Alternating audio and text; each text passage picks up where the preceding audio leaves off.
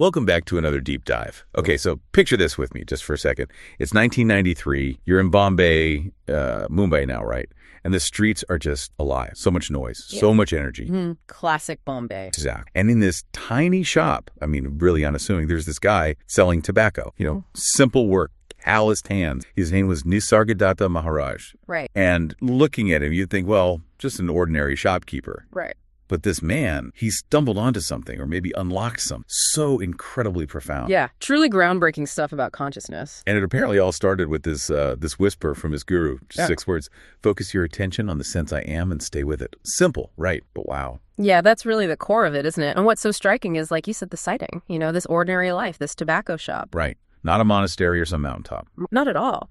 And then this instruction, it wasn't some complicated ritual or, years of studying ancient texts. It was like, well, you use the word surgical, like a scalpel going right to the root of how we experience human. Mm-hmm. And the core idea, which is just staggering when you first hear it, is that even the identity that many spiritual paths for, this idea of being the observer, the witness. Yeah, the peak, right. That's often how it's seen. But Nisargadatta said, hold on, that observer, that itself might be another role, another kind of trap actually keeping you from real freedom. Okay, so that's our mission for this deep dive then. Yeah. We're digging into Nisargadatta Maharaj's teachings, this radical non-duality. Not to. Right, not to. The idea that fundamentally there's no real separation. And he just throws grenades at our most basic ideas about who we are. The observer, the sense of I am, even whether this waking life is actually real in the way we think. Absolutely. We're hoping to pull out some of those surprising facts, those moments that make you go, aha, Those perspective shifts. Exactly. Things that might just change how you think about your own existence, but, without making it overly complex or just drowning you in jargon. Right. We want it to land. Yeah, because these insights, if you really let them sink in, they can kind of dismantle everything, every spiritual idea you might have built up, every comfortable little niche you've carved out about who you are. It sounds intense. It can be. It's not just learning about something. It's like a direct confrontation with how you perceive yourself right now. So,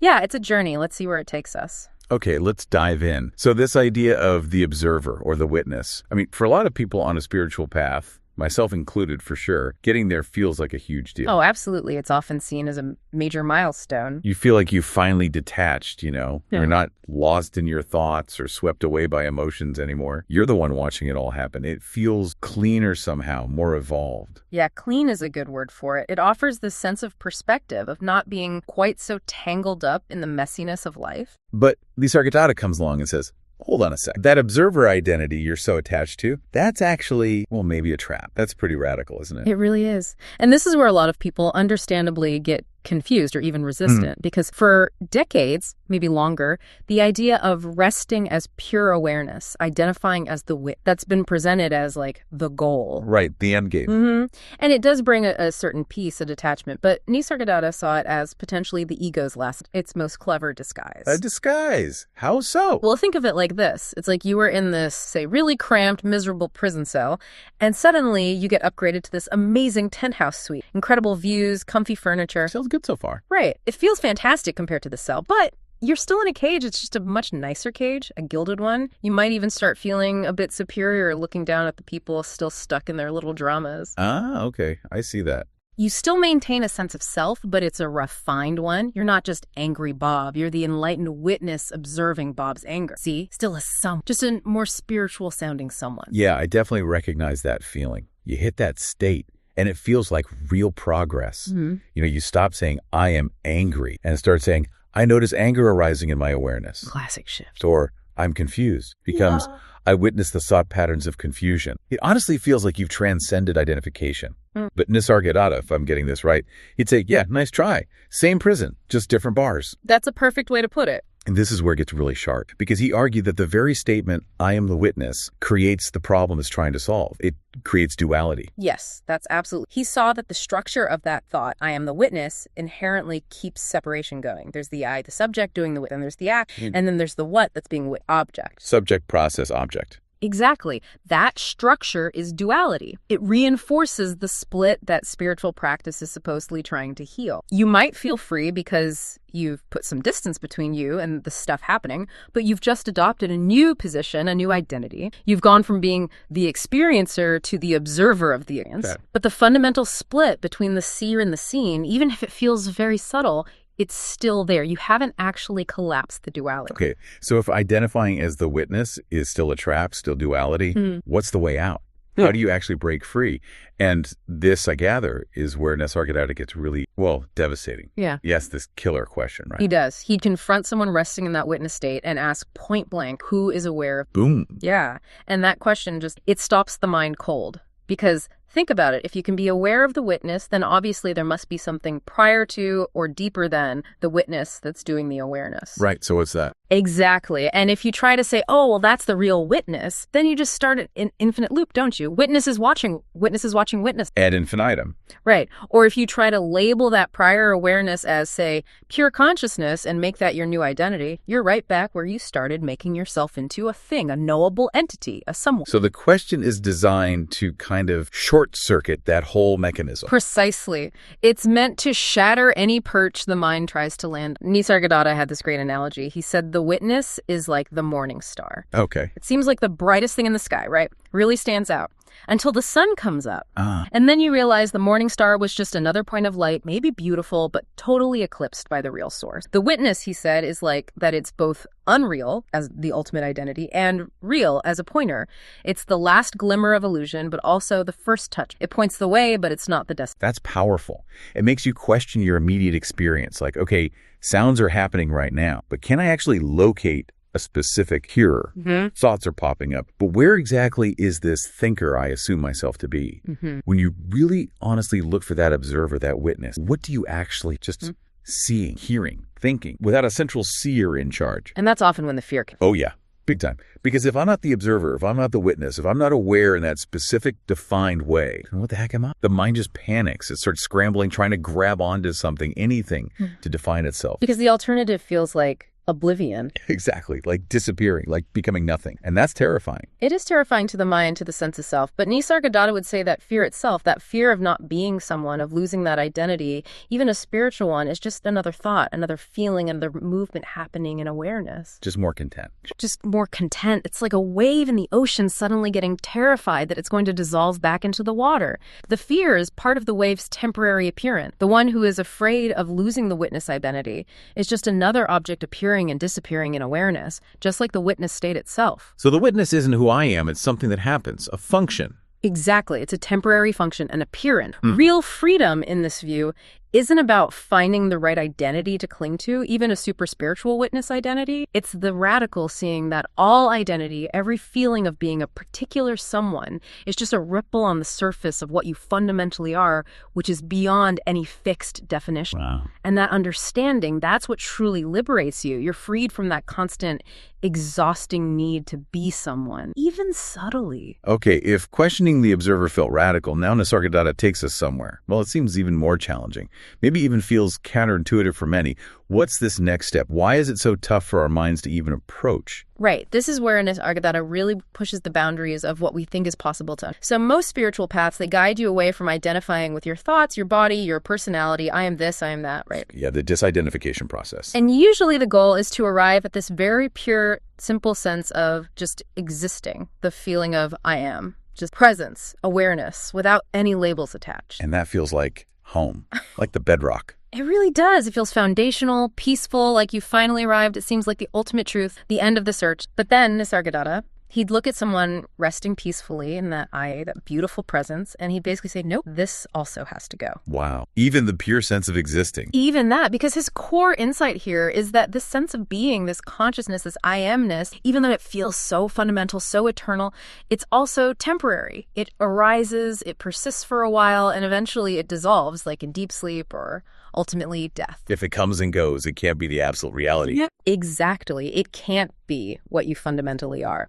And this leads to one of his most mind-bending statements. He said something like, immortality is to free oneself from the sensation I am, but it is not to disappear. On the contrary, it is an infinitely more real, conscious, and full state than you can imagine. Okay, let's unpack that slowly because, whoa, true immortality means letting go of the very sensation of existing. Not just the ego, not just the personality, but the basic feeling of being. That's what he's pointing to. And yet, it's not disappearing. It's more real, more full, than anything consciousness can even grasp. My mind is definitely fighting this one. Sounds like denying the undeniable fact that I exist. Isn't that just nihilism or some kind of spiritual head trip to avoid dealing with life? It sounds like that, absolutely. It's a totally normal reaction because we're trying to grasp this with a very tool consciousness that he's saying is temporary. Right. Nisargadatta isn't asking you to deny consciousness or your sense of being. He's pointing to the recognition that consciousness itself, the I am, arises within something else, something prior, something more fundamental. Something that awareness itself appears in. Yes, and that something can't be grasped by consciousness as an object because it's what you already are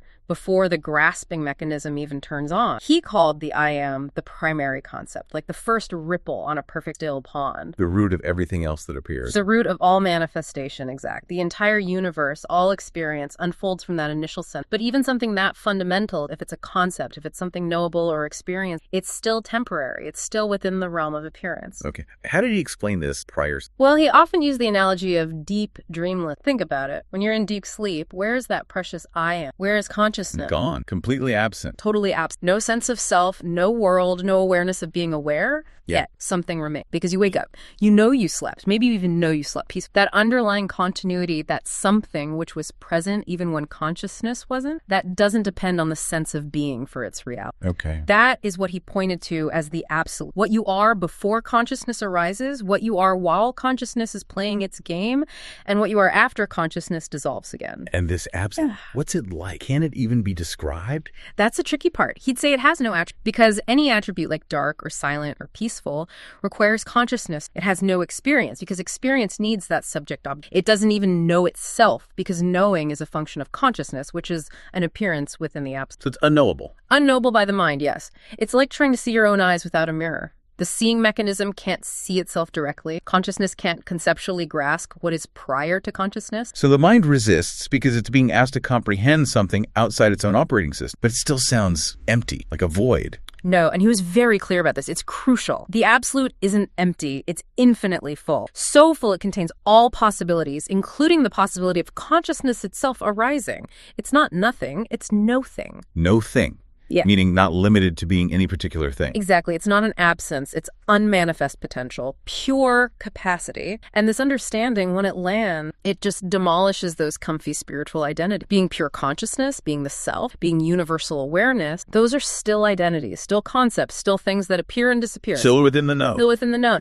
The final dissolution, as he might put it, isn't merging into some grand cosmic mind. It's the stark recognition that what you fundamentally are was never born, never became conscious in the first place, and therefore can never. It's the unchanging back, always present, always untouched. Okay, my head is spinning a bit, but let's keep going. If questioning I am wasn't enough, then there's Nisargadatta's absolutely stunning claim about our everyday life. He said, flat out, there is no difference between dream conscious and waking conscious, and all consciousness is one. Yeah, this one really stops people in their tracks. And what's key here is understanding he wasn't just being poetic. He wasn't saying waking life is like a dream as a metaphor. No.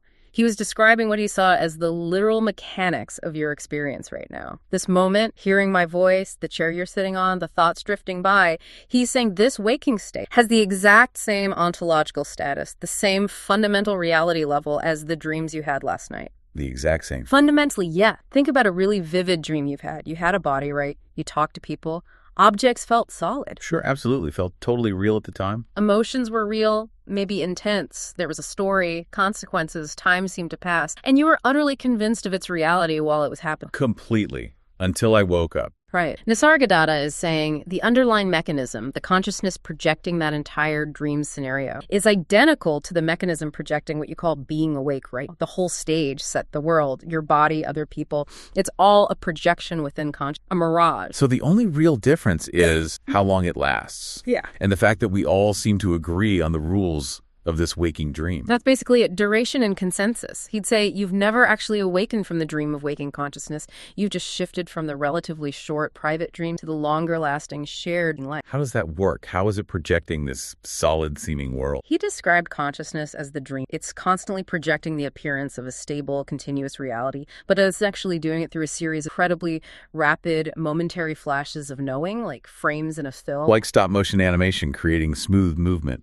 Exactly like that. Watch your experience right now. Very. Is awareness truly continuous, like a steady river? Or is it more like a series of discrete snapshots, appearing and disappearing incredibly fast? Each moment of consciousness brings its content, a sound, a sight, a thought, and then vanish, instantly replaced by the next. And the feeling of being the same person who was here a second ago, that's just a story. That's the story consciousness tells itself to create your memories, your plans, your relationships, your identity, all woven together, waking. They're no more or less real than the dramas in your night. The only difference is the conviction feels stronger, more persistent, and shared. Okay, this is where I imagine most people, myself included, really push back. Because our lives feel real, our suffering feels real, our love feels real, the things we achieve matter. Hearing it's all just dream stuff feels invalidating, like none of it counts. Totally understandable. It feels like it dismisses the depth and intent. But Nisargadatta wasn't trying to invalidate. He actually said something very practical. Treating everything as a dream brings freedom. As long as you give reality to dreams, you remain their slave. The key word there is treating. It's an approach, not necessarily a literal belief. Yes, it's a way of relating to experience that can liberate you from the psychological weight, the heaviness that comes from taking the dream contents as reality. Think about how you relate to a nightmare after you wake up. Right, the fear is gone. It doesn't have power anymore. Exactly. Even if it was terrifying in the moment, afterward you see it was just a dream. The emotional charge devolved. Nisargadatta suggests adopting that same perspective towards waking life while you're living it. So the fear of fail becomes dream fear about dream. The anxiety about what things, dream anxiety about dream care. Precise. And seeing it that way makes it workable. It doesn't mean you suddenly become passive or stop caring. Think about it, even in a night, you still react, navigate, make choices within the dream's logic, right? Yeah. You run from the monster, you try to solve the puzzle. Right. So recognizing the dreamlike nature of waking life doesn't mean you check out. You still work, you still love, you still engage with challenge, but you do it without the crushing burden of believing that these temporary forms and scenario define your ultimate reality or hold ultimate power. It frees up energy. A huge amount of energy that was previously tied up in resisting what's happening, defending a fragile identity, or desperately trying to control the uncontrollable plot. That makes a lot of sense, actually. So if I'm stuck in a pointless argument with someone, and I can just remember, even for a second, okay, this is a dream argument with a dream character. The heat just goes out of it, doesn't it? You can respond more clearly, maybe more kindly, because you're not desperately fighting to protect a dream self or win a dream victory. Yeah. Okay, so how can we, listeners, try this out? Is there a simple way to practice this perspective? Yeah, there's a very simple, direct practice. Just pause, maybe a few times during your day, especially when things feel intense or particularly real, and genuinely ask yourself, how is this experience right now fundamentally different from a dream? Okay. Look around, notice the sights, sounds, sensations, observe your thoughts, your emotions, compare it to your memory. Both have consciousness presenting content, right? Both feel real while happening. Both involve identifying with a character, and both are constantly changing, impermanent. Where's the actual qualitative? When you put it like that. It gets slippery, doesn't it? And here's the beautiful paradox. You have to use the dream consciousness itself to wake up. The very awareness that's hearing these words, that's considering this idea, is both the dreamer and the potential for awakening. So practice gently, like when stress hits, maybe just a quiet inner note. Dream stress. When joy comes, dream joy. Meeting challenges as dream challenge. Exactly. Just gently apply that perspective. You might find counterintuitively that it doesn't make you less responsive or capable. It actually enhances your ability to respond appropriately because you're removing that layer of psychological friction, that over-identification that clouds judgment. And ultimately, even the one who realizes it's a dream is also part of the dream. There's no separate dreamer who wakes up outside. It's all one seamless display of consciousness, temporarily believing its own projections, but always underneath, perfectly whole and free. Okay, let's shift gears slightly. Nisargadatta Maharaj, this guy drawing people from all over the globe to his little apartment. He had this incredibly radical message, especially compared to, the modern spiritual marketplace. Oh yeah, completely countercultural in many ways. Here's something that really jolted me. He apparently spent a lot of time telling people to stop their spiritual practices. He did. He said something like, look, I didn't do breathing exercises or meditation techniques or study scriptures. My guru told me one thing, focus on I am. Whenever my mind wandered, I just brought it back to that sense of being. That's it. That's the essence of it. And this wasn't him being lazy or dismissive of effort. It came from this really deep insight into how our best intentions, our spiritual practices, can sometimes become the very things that keep us stuck. How so? What's the problem with practice? Well, think about the underlying structure, the paradox in most practice. You're using effort to reach efforts, right? You're using the mind to try and go beyond the mind. You're using your sense of being someone who needs to practice to realize there's ultimately no separate someone there. It's like trying to put out a fire with gasoline. Or like trying to lift yourself up by pulling on your own bootstraps. The very act of practicing to get somewhere reinforces the idea that you're here and enlightenment is over there, and you, the separate seeker, need to do something to bridge the gap. So the practice itself strengthens the identity of the practicer, the seeker. Often, yes. It subtly reinforces the illusion of separation between you and what you're. It becomes another role, another identity. I'm a meditator. I'm a spiritual person doing my practice. It can become another form of ego build, just a more refined. I definitely see that. People getting attached to their practice, measuring their progress, comparing themselves to others, it becomes another thing the ego uses. Exactly. And the Nisargadattas used to say something like, the mind creates the abyss and the heart cross. But many practices keep us busy building ever more elaborate bridges across an abyss that, from his perspective, doesn't actually. So if practices can be a trap, how does realization happen, if not through gradual effort and practice? Yeah, that's the million-dollar question. And his answer was explosive. He said realization isn't the result of a process. It's not something you build up brick by brick practice. It's an explosion, a sudden seeing, a recognition of what was always already true. Not gradual progress. Not fundamental. This blows up the whole linear model we often have, beginner, intermediate, advanced, enlightened. He'd say you can't practice your way into what you already are any more than you can practice your way into having blue eyes if you were born. You simply are what you are. But the mind is tricky, right? Couldn't it turn this idea, the idea of no practice, into just another practice? Like, I'm practicing effortless. Oh, the mind is incredibly adept at co-opting any teaching. We start collecting non-dual insights or pointers about no-self, the same way we might collect stamps or rare coins. It becomes spiritual material. Another set of concepts for the ego to wear. Precisely. That's why Nisargadatta hammered home. Understanding is all. Not techniques, not experiences, not altered states, but deep, clear understanding, and not just intellectual head knowledge, but that immediate gut-level recognition. Like suddenly seeing the snake on the path was just a rope all along. And in that instant of seeing it's a rope, the fear vanishes, the tension drops, the effort to avoid the surge, it all collapses in that moment. That's the kind of understanding. But what about the fear? If someone hears this and thinks, okay, abandon my practices, the immediate thought might be, but if I stop meditating, won't I lose all my progress? Won't I just fall back into being stressed and reactive? That feels very real. It does feel real, and it's a very common, very natural, because practices often become our security. Yeah. He confused the method with the goal. Nisargadatta saw this fear clearly. He basically said to people, you are afraid of freedom. Yeah, he understood that deep down, many people actually prefer the familiar struggle of comfort of having, rather than facing the radical, uncertain, vast. Practices give us structure, a sense of purpose and identity, as taking them away can feel like stepping off. So what's the transition? If practices are like training, how do they come off? It's a shift in orientation from doing to being, from practicing to recognize. Practices might be useful initially, perhaps to quiet the mental noise enough to even hear the deeper pointer. But eventually the focus has to shift from the practice itself to what the practice is pointing towards. That I am sense. It's not something you would practice, it's something you notice, you recognize as already present. You can't meditate your way into being aware. Exactly. You can't practice your way into existing. You already exist. You already are aware. The practice is just about clearing away the mental clutter that obscures this obvious fact. When that recognition deepens and stabilizes, not through force, but through understanding the need for contrived practice, often just falls away naturally. So the pathless path is not another technique. No. It's the realization that you were never actually lost. There was nowhere you needed to get to. You were always already home. This really connects back to Nisargadatta's own story, doesn't it? That pivotal moment with his guru, Siddharameshwar Maharaj. The instruction wasn't complex. It was just stunningly direct. Incredibly direct. Trust me, I tell you, you are divine. Take it as the absolute truth. Can you imagine hearing that? Especially as just a regular guy selling tobacco, not, some monk who'd been preparing for years. Exactly. He wasn't told, if you do these 10 steps for 20 years, then you might become divine. He was told, you are divine right now. The mind must have just screamed in protest. Me, divine, look at my life, my problems, my flaws. And of course, the rational mind, conditioned by appearances, would have, but Nisargadatta did some,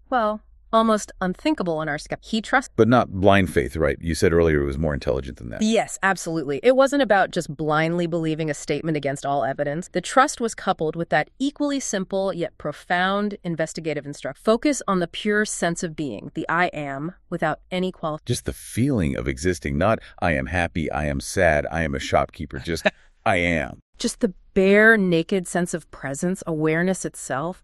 The guru was essentially saying, trust this pointer, and then go look for yourself. Investigate this I am. The trust was in the validity of his own direct experience when he followed that instruction. So the trust wasn't just in the guru, but in the process of looking and trusting what he found there. Yeah. Even if his mind argued against it. Exactly. It's a fascinating paradox, especially today when, there's so much justified suspicion around gurus' authority figures. Right. But in this case, the guru wasn't imposing an external belief system. He was pointing Nisargadatta back to the most intimate authority possible, the authority of his own being, his own direct experience of existence. He wasn't giving him something new, just pointing to what was already there but ignored. Perfectly put. It's like, you're frantically searching for your keys, convinced you lost them. Someone points to your hand and says, they're right there. You could argue, no, they can't be, or you could just... Right. Check for yourself. Check for yourself. The instruction, focus on I am, doesn't require belief. It requires notice. You already have the sense. It's the most obvious, undeniable fact of your experience.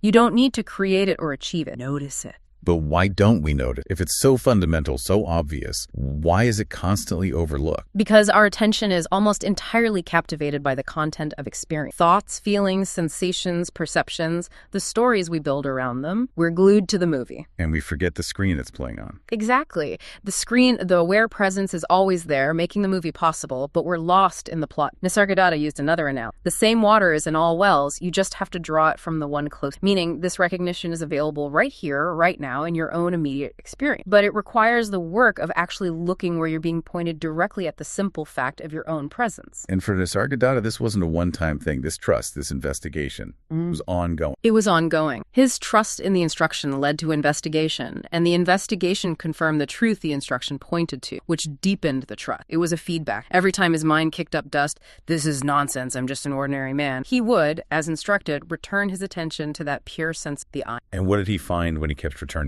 He found that this sense of being, this I am, was indeed completely ordinary. It's just the feeling of existing, and yet, at the same time, it was utterly extraordinary. Boundless, the source of everything. So in daily life, when the mind started creating stories, succeeding, I'm failing, or strong emotions flared up, the practice was simply to return to the background, the bare sense of existing that underlies all those changes. Not suppressing the thoughts or feelings, but recognizing the unchanging background. Exactly. Recognizing what you are beyond all the temporary content. And this points to why an authentic guru-disciple relationship is ultimately self-dissolving. The guru doesn't give you anything you don't already have. They just keep pointing you back to what you've overlooked until you see it clearly. And Nisargadatta himself said he had nothing to teach, only to help you unlearn. Precisely. Because the sense of being a separate individual person who needs teaching is itself just another appearance with an awareness, not what you fundamentally are. Okay, this really starts to stretch the boundaries. Nisargadatta said, for the liberated one, the entire universe is their body, all life is their life.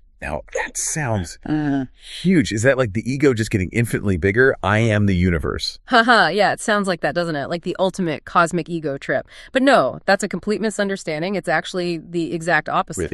It's the complete dissolution of the boundary. It's not that the person expands to include the universe. It's the realization that the sense of being a separate person confined to a body ending at the skin. That was never actually true.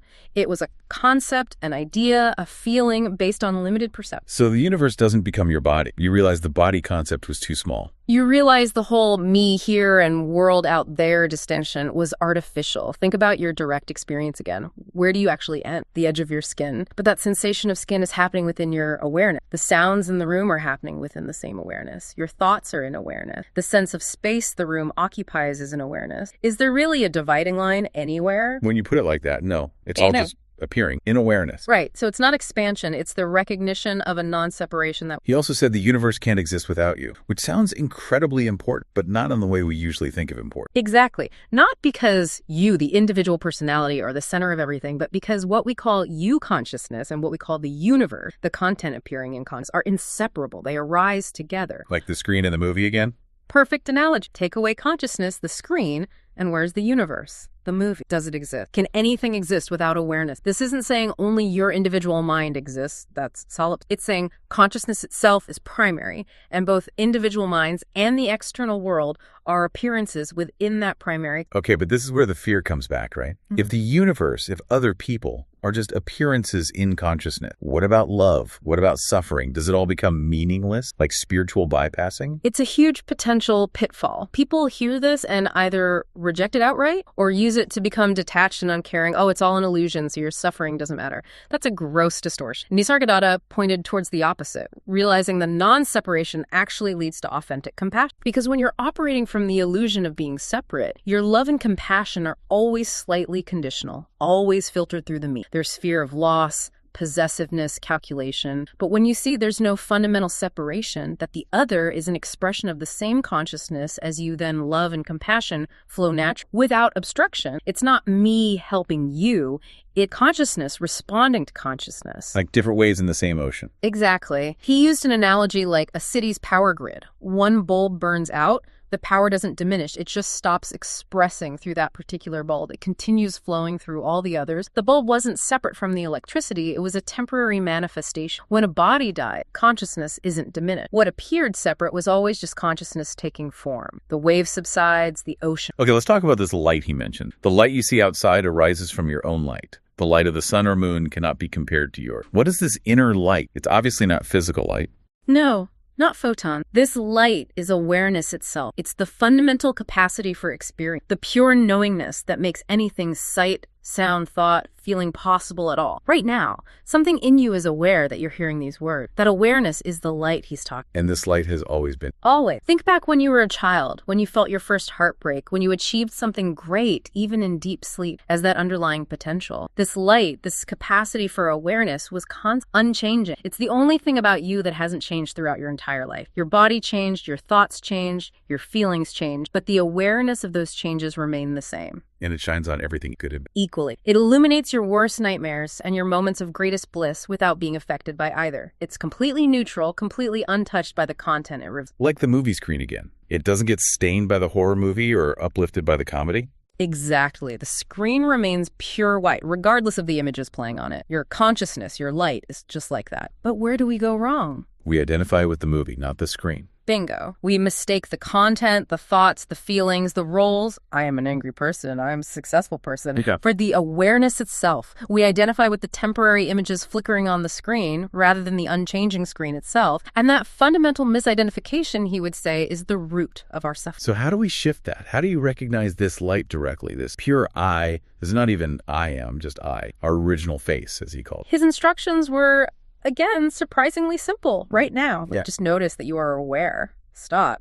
Notice awareness. Don't focus on what you're aware of. Just the simple fact that you are aware. That noticing, that bare presence, that is your light. It feels simple, almost too simple. It is simple, but the mind overlooks it because it's not an object. It has no color, no shape, no location. It's not in your head. It just is. And because it's the very thing that makes experiencing objects possible, it can't become an self. Like the eye trying to see itself. Exactly. You can be aware of thoughts, but you can't make awareness itself into just another thought you observe. The mind wants to grab it, analyze it, define it, but this light is the awareness doing the grabbing. So it's totally personal. Yeah. It's my awareness, but also impersonal. Yeah. Because it's the same fundamental light in everyone. Beautifully put. It's the most intimate thing about you, yet it's universal. And this pure I, not tied to a body, a personality, or even the concept am, just the raw fact of I, that's the original faith. Living from that recognition changes everything internally, even if life externally looks much the same. Okay, deep breath. Now we're heading into the final step, the ultimate teaching, where even consciousness itself is seen as not the final word. Nisargadatta said, in your original state, there is not even consciousness to be aware. As the absolute, you are infinite and timeless. This is where, as you said, most people just hit a wall, right? What on earth is beyond consciousness? Yeah, this is the edge of the map,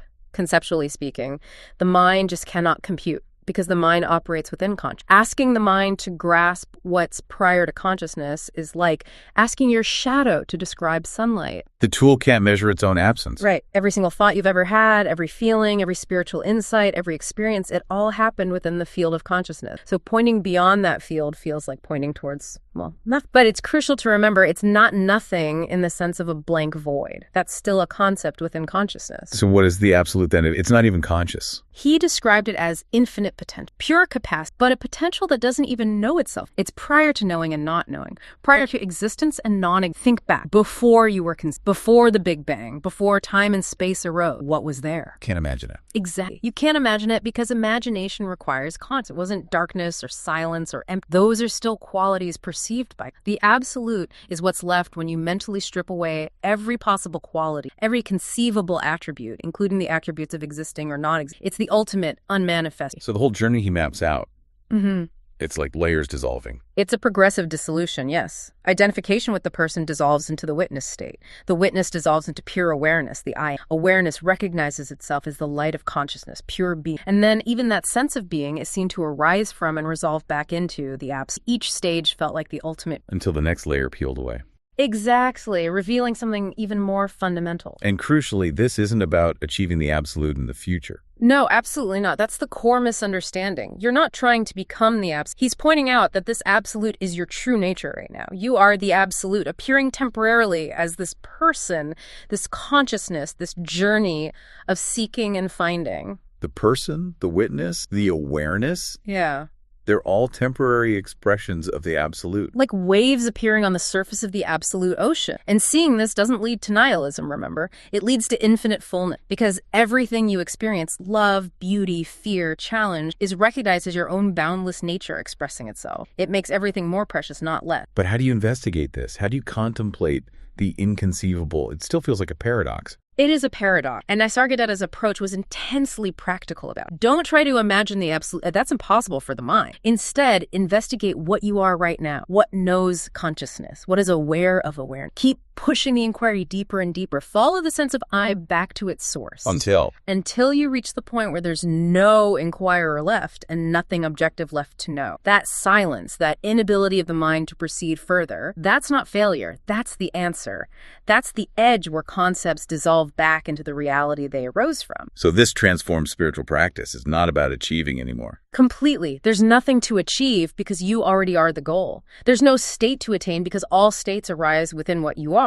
Practice might continue, but it happens naturally, spontaneously, as the expression of what you are, not as a means to an end. It's all beautifully absurd, isn't it? The teacher, the teaching, the student, all appearances of the absolute, using consciousness to try and understand what's beyond consciousness. Exactly. And somehow, in grappling with that very impossibility, something shifts. The seeker exhausts all strategies, all concepts, all effort, and in that exhaustion, discovers they are the very thing they were. It's not an end to life, but maybe a beginning. He would say it's the true beginning. Every moment becomes a fresh expression, a celebration of your own infinite, unknowable nature playing the game of you. The seeker dissolves, but life continues, now recognized for what it always. Okay, so after all that, the mind is reeling. Maybe something deeper has been touched. But then comes the inevitable, very human question. Okay, now what? Yes, the ultimate practical question. You've had these glimpses, maybe profound insights. You're not the observer, not even the I am. You're something prior to everything. And yet, here you are. Still got to pay the rent, deal with traffic, navigate relationships, respond to emails. The world still seems pretty darn real and demanding. This is absolutely crucial. This is the integration piece where, frankly, a lot of spiritual paths get vague or fall short. How does this profound understanding actually live in the world? And Nisargadatta himself is the best example, right? He didn't, float off into the ether. Not at all.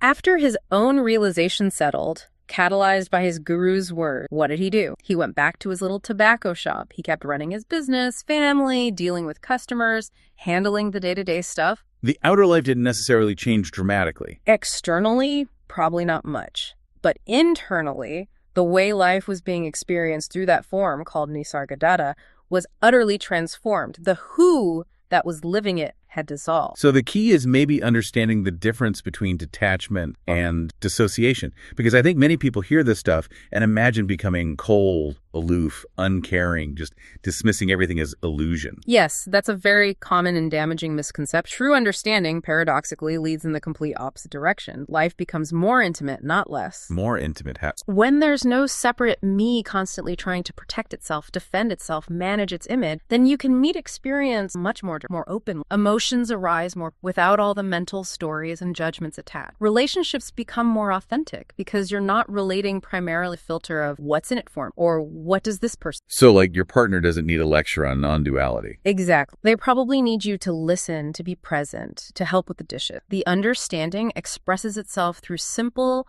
ordinary, appropriate response, not through putting on some kind of enlightened act. How does this play out in areas like work or making decisions? With work, you engage fully, maybe even more effectively, because the activity itself is the focus, not what the activity means for the separate self-story of success or failure. There's often less internal friction, less procrastination born, so create flow. And decisions. Does decision-making just stop? No, decisions still happen through the apparent person, but often with surprising clarity and simplicity, because the constant noise of personal agendas, fear-based calculations, what if I choose wrong, and ego-driven desires has quieted down. It feels less like I am making a decision, and more like the appropriate decision is simply revealing itself, arising naturally from the intelligence. There's a trust in that unfold. What about compassion and how suffering is? Compassion isn't something you then have to cultivate as a virtue. It arises naturally, spontaneous from the felt recognition of non-separation. When you see another suffering, it's not their suffering happening over there to them. It's suffering arising in consciousness, the same consciousness appearing as you. So the response, whether practical help or just presence, happens without the mediation of a helper identity needing value. And personal suffering, does it just vanish? Not necessarily the raw sensation of pain or difficulty, but the psychological suffering, the resistance, the why me, the stories we layer on top that tends to dissolve. You meet the difficulty without adding the extra burden of personal identity. And universal suffering is seen as part of the vast impersonal play of conscience, which can actually lead to a more sustainable engagement, less prone to burnout. So it's this paradox, caring more deeply, but holding it all more lightly. That's a beautiful way to put it. Fully present to the intensity of life, the joys and sorrows, but without being crushed by it, because you know it's all temporary appearance. Loving completely while knowing all forms are